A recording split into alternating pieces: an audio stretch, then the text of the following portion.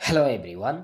आज आम पढ़ा पेडागोजी इंपोर्टाट 30 एमसीक्यू क्वेश्चन गुड़िक एम डिस्कस करवा आगामी ओटीटी एंड जूनियर टीचर पर आपण क्लास टी बहुत ही इंपोर्टाट रोचे। तो आपण मैंने एवठू ही कंटिन्यू जारी रखु। जदि चैनल रे नुआ अच्छा ताहले चैनल को सब्सक्राइब करूँ जहाद्वारा कि एमतीका नुआ नुआ क्लास प्रथमे देखा पाइपर। तो चलतु डेरी नक आरंभ करवा क्लास। तो फास्ट क्वेश्चन रही निम्नलिखित मध्य जड़े व्यक्ति केउं सूचक देखिले जापर जे शिक्षण कार्य ठीक भाव में चली बोली। जड़े व्यक्ति केउं सूचक देखिले जापर जे शिक्षण कार्य ठीक भाव में चली। तो ऑप्शन देखंतु। ऑप्शन ए दी शिक्षार्थी माने काम निमग्न थे और कौन व्यक्तिर उपस्थिति से प्रभावित करूँ ना परस्पर मध्य आलोचना करुथिबे एवं समस्या समाधान उपाय निर्णय करुथिबे ना सेमाने निर्दिष्ट भावे कार्यटीर उद्देश्य हो कारण संपर्क रे स्पष्ट भावे कहि पारुथिबे। आउ डी रही उपरोक्त समस्त। राइट आंसर कोड हम राइट आंसर हो आपंकर ऑप्शन नंबर डी। उपरोक्त समस्त हो right answer option number D. तो नेक्स्ट देखा। तो नेक्स्ट क्वेश्चन रही निम्नलिखित मध्य केउटी उत्तम कार्यर उपादान केउटी। राइट आंसर कोड हम गोटे उत्तम कार्य कौन दरकार गोटे भल काम कौन दरकार।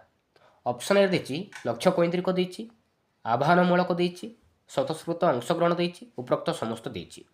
राइट आंसर कोड हम राइट आंसर हो आपंकर ऑप्शन नंबर डी। उपरोक्त समस्त लक्ष्य कैंद्रिक होगा दरकार गोल दरकार आउ आह्वानमूलक चैलेंज मध्य दरकार। तो गोटे भल काम तो उपरोक्त समस्त कार्य उपादान दरकार। तो राइट आंसर हो आपंकर ऑप्शन नंबर डी। तो नेक्स्ट देखा केउटी शिक्षण कार्यर अंतर्भुक्त नुहे। तो चारिटी ऑप्शन देछि तो भितर कोडा गोटे शिक्षण कार्यर कोडा नुहे शिक्षण कार्य कोडा नुहे। ऑप्शन ए देछि घसी मन रखिबा देछि बी रे देछि देखि करी लिखिबा देछि सी रे देछि बारंबार कहि कहि मन रखिबा डी देछि उपरोक्त समस्त। राइट आंसर कोडा हम राइट आंसर हो आपंकर ऑप्शन नंबर डी। उपरोक्त समस्त मन रखिबे। तो शिक्षण कार्य अंतर्भुक्त नुहे घसी मन रखिबा तो यहाँ गोटे शिक्षण कार्य नुहे देखिक लिखा तो यहाँ गोटे शिक्षण कार्य नुहे बारंबार कहि कहि मन रखिबा तो यहाँ शिक्षण कार्य नुहे। तो उपरोक्त समस्त हो राइट आंसर। तो नेक्स्ट देखा। तो नेक्स्ट क्वेश्चन रही सार्जन पियाजे मतरे केउं बयसर पिला मध्यरे शिक्षण संपूर्ण भाव में वस्तु द्वारा प्रभावित होता है 5 ରୁ 11 ना 6 ରୁ 11 ना 7 ରୁ 11 एमान मध्य केउंटी नुहे। राइट आंसर कोड हम राइट आंसर हो आपंकर ऑप्शन नंबर सी जो राइट आंसर मन रखिए 7 ରୁ 12 वर्ष। तो स्थूल संख्याधर्मी पर्यायर शिक्षण संपूर्ण भाव में वस्तु द्वारा प्रभावित होता है। तो राइट आंसर हो आपंकर ऑप्शन नंबर सी 7 ରୁ 11 वर्ष बा स्थूल संख्याधर्मी पर्यायर ऑप्शन नंबर सी।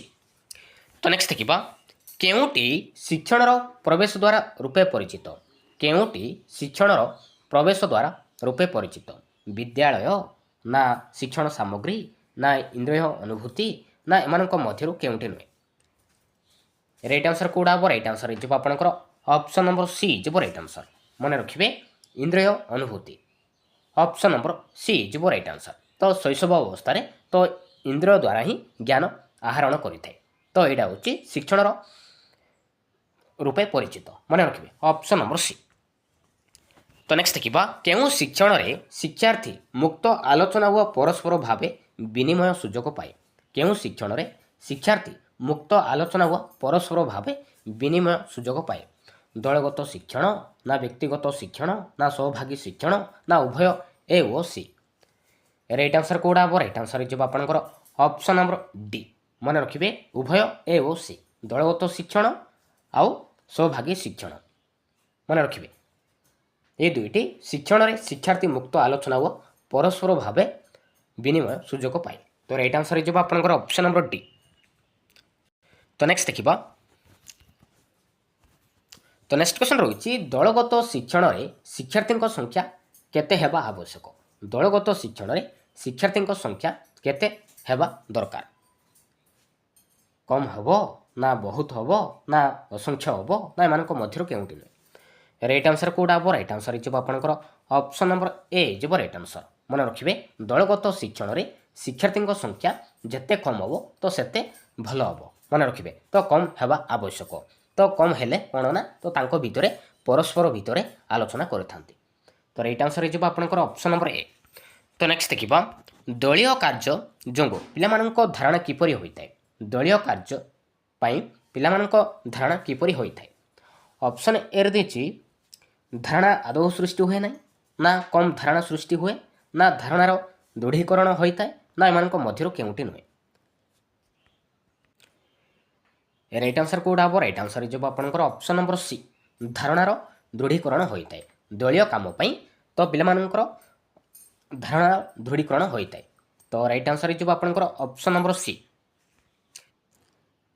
तो नेक्स्ट देखिबा निम्नलिखित मध्यरु केउटी दलगत शिक्षण असुविधा तो चारिटी ऑप्शन देछि तो भितर कोडा गोटे दलगत शिक्षण असुविधा कोडा ऑप्शन ए देछि अंशग्रहणर असमानता देछि बी रे देछि केही केही निज को दलरु दूरे रहिबा सी रे देछि केतक शिक्षार्थी निजर प्राधान्य विस्तार करंती ना उपरोक्त समस्त राइट आंसर कोडा हम राइट आंसर हो आपनकर ऑप्शन नंबर डी उपरोक्त समस्त तो अंशग्रहणर असमानता तो केतक पिला अछंती दलरु दूरे रहंती तो केतक शिक्षार्थी निजर प्राधान्य विस्तार करते तो यहाँ हूँ दलगत शिक्षण असुविधा तो उपरोक्त समस्त हो right answer option number D. तो नेक्स्ट देखिबा श्रेणी परिचालना को दृष्टि रखी दल गठन केते प्रकार करा जाय पारे श्रेणी परिचालना को दृष्टि रखी दल गठन केते प्रकार करा जाय पारे केते प्रकार राइट आंसर कोडा हम राइट आंसर हो आपनकर ऑप्शन नंबर सी हो राइट आंसर 4 प्रकार करा जाय पारे ऑप्शन नंबर सी। तो नेक्स्ट देखिबा श्रेणी रे शिक्षक एक समय रे एकाधिक कार्यर व्यवस्था करने को चाहूथिले केउ प्रकार दल गठन करिवे केउ प्रकार समदक्षता दल ना आग्रह भित्तिक ना पसंद भित्तिक ना मिश्र दक्षता भित्तिक राइट आंसर कोडा हम राइट आंसर हो आपनकर ऑप्शन नंबर बी आग्रह भित्तिक मन रखिए श्रेणी रे शिक्षक एक समय रे एकाधिक कार्यर व्यवस्था करने को चाहूथिले तो आग्रह भित्तिक दल गठन करिवे तो राइट आंसर हो आपनकर ऑप्शन नंबर बी। तो नेक्स्ट देखिबा केउ प्रकार दल गठन रे दलीय मनोभाव देखा जाइताय केउ प्रकार मन रखिए तो यहाँ हूँ पसंद भित्तिक मन रखिए पसंद भित्तिक दल गठन रे दलीय मनोभाव देखा जाइताय तो राइट आंसर हो आपनकर ऑप्शन नंबर ए। तो नेक्स्ट देखिबा केउ प्रकार दल गठन रे दुर्बल शिक्षार्थी व मेधावी शिक्षार्थी ठारू शिखिबार सुजोग पाई थाए दुर्बल शिक्षार्थी एवं मेधावी शिक्षार्थी को ठारू शिखिबार सुजोग पाई थाए मिश्र दक्षता भित्तिक दल ना पसंद भित्तिक दल ना आग्रह भित्तिक दल ना समदक्षता दल राइट आंसर कोडा हम राइट आंसर हो आपनकर ऑप्शन नंबर ए हो राइट आंसर तो मिक्स अछि शिक्षार्थी दुर्बल शिक्षार्थी एवं मेधावी शिक्षार्थी तो मिश्र दक्षता भित्तिक दल सुजोग पाई थाए तो राइट आंसर हो आपनकर ऑप्शन नंबर ए।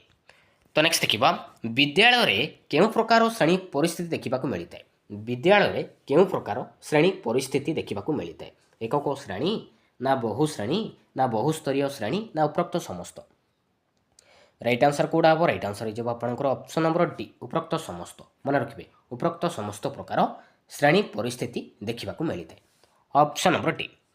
तो नेक्स्ट देखिबा शिक्षा अधिकार अधिनियम धारा 19 अनुसार प्राथमिक श्रेणी रे शिक्षार्थी शिक्षकों अनुपात केते शिक्षा अधिकार अधिनियम धारा 19 अनुसार प्राथमिक श्रेणी रे शिक्षार्थी शिक्षकों अनुपात केते राइट आंसर कोडा हम राइट आंसर हो आपनकर ऑप्शन नंबर ए।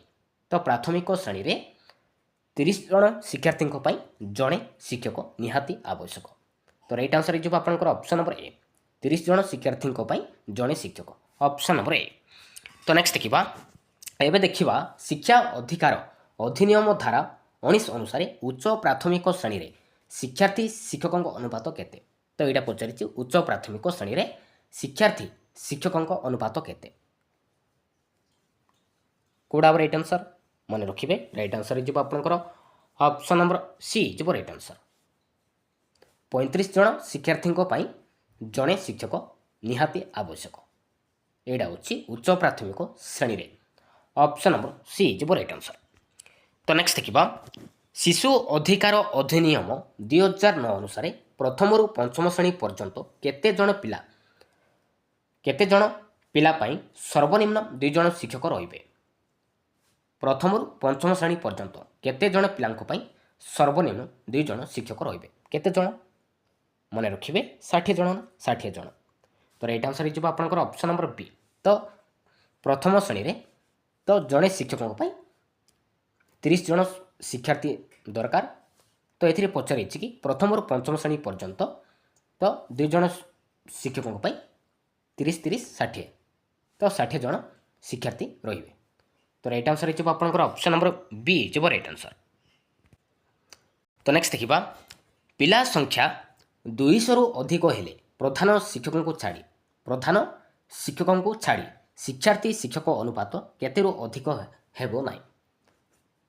ପିଲା ସଂଖ୍ୟା 200ରୁ ଅଧିକ ହେଲେ ପ୍ରଧାନ ଶିକ୍ଷକଙ୍କୁ ଛାଡ଼ି ଶିକ୍ଷାର୍ଥୀ ଶିକ୍ଷକ ଅନୁପାତ କେତେରୁ ଅଧିକ ହେବ ନାହିଁ?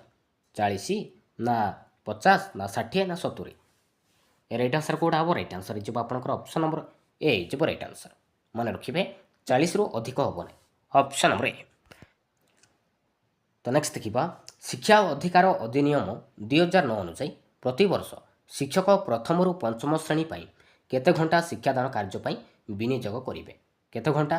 ପ୍ରଥମରୁ ପଞ୍ଚମ ଶ୍ରେଣୀ ପାଇଁ ତ କେତେ ଘଣ୍ଟା ସମୟ ଦରକାର? 500 ଘଣ୍ଟା ନା 600 ଘଣ୍ଟା ନା 700 ଘଣ୍ଟା ନା 800 ଘଣ୍ଟା? ରାଇଟ୍ ଆନ୍ସର କେଉଁଟା ହେବ? ରାଇଟ୍ ଆନ୍ସର ହେଇଯିବ ଆପଣଙ୍କର ଅପସନ୍ ନମ୍ବର ଡି ହେଇଯିବ ରାଇଟ୍ ଆନ୍ସର। ପ୍ରଥମରୁ ପଞ୍ଚମ ଶ୍ରେଣୀ ପାଇଁ ତ 800 ଘଣ୍ଟା ଦରକାର, ଅପସନ୍ ନମ୍ବର ଡି ହେଇଯିବ ରାଇଟ୍ ଆନ୍ସର।